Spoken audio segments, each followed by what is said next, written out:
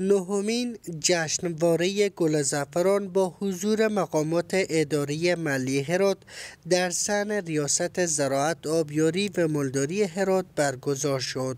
رئیس زراعت هرات میگوید که در سال روان حاصلات زعفران افزایش 20% را نشان میدهد. به گفته رئیس زراعت و ملداری هرات در سال روان پیش بینی می شود که 40 تن زعفران در این ولایت برداشت شود. الحمدلله این سال نسبت به سالهای جلو خیلی خوب هستند. امید ما است از 30 تا 40 تن ان شاء الله زعفران تولید ما باشند.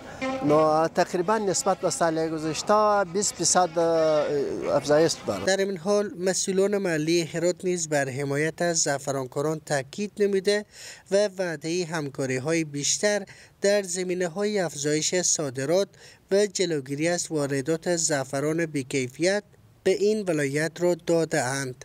همدا ډول د هرات محلي اداره په ټولو برخو کې د خپلو صنعتکارانو وروڼو سره د بزګرانو او د حاقینو سره د نورو هغه کسانو سره چې د تولید په برخه کې کار کوي په تمام معنا باندې د دوی حمایت او ملاتړ کوي.